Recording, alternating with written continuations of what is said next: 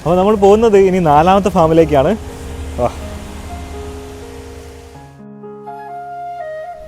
Hi friends, നമ്മളുള്ളത് ഡൈനിച്ചിയുടെ 4ാമത്തെ കോഴി ഹൗസിലാണ്.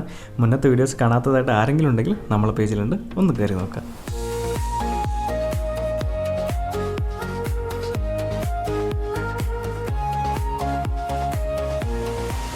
ഈ കാണുന്നതൊക്കെ നിസായിസാണ്. നിസായിസ് എന്ന് പറഞ്ഞാൽ 2 വർഷത്തിന് മുകളിലേക്ക് പ്രായമുള്ള കോഴ്സിനാണ് നിസായിസ് എന്ന് പറയുക.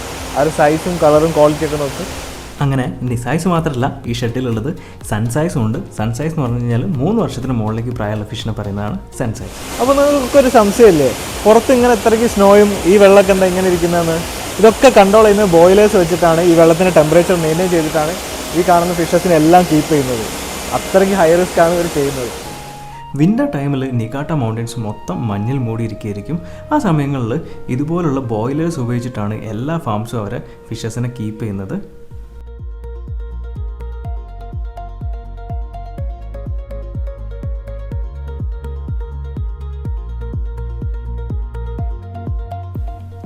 ഓരോ ബോണ്ടിൻ്റെ മുന്നിൽ എത്തുമ്പോഴും നോക്കി നിന്ന് സമയം പോകുന്നത് നമ്മളറിയില്ല.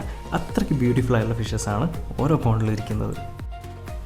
ഈ വീഡിയോ കാണുന്ന നിങ്ങൾ കോയി ഫിഷിനെ ഇഷ്ടപ്പെടുന്നവരാണെങ്കിൽ ഏത് വെറൈറ്റിയാണ് നിങ്ങളുടെ ഫേവറേറ്റ് എന്നുള്ളത് നമ്മളെ കമൻറ്റ് സെക്ഷനിൽ ഒന്ന് മെൻഷൻ ചെയ്യാം. അപ്പം ഡൈനിച്ചി ഫിഷസിൻ്റെ ക്വാളിറ്റി എങ്ങനെയുണ്ട്, ഇഷ്ടപ്പെട്ടോ? അപ്പം കുറച്ച് പേർക്കെങ്കിലും എന്താണ് ജപ്പാനീസ് കോയി, നോർമൽ കോയി എന്നുള്ളത് ഡിഫറൻസ് മനസ്സിലായിട്ടുണ്ടാവുമെന്ന് വിചാരിക്കുന്നു. അപ്പോൾ ഇനി നമ്മൾ കോയി ഹണ്ടിങ്ങുമായിട്ട് അടുത്ത ഫാമിലേക്ക് പോകുന്നതാണ്. അതിൻ്റെ വിശേഷങ്ങളുമായിട്ട് അടുത്ത വീഡിയോ കാണാം. അതുവരേക്കും thanks for watching. Bye bye.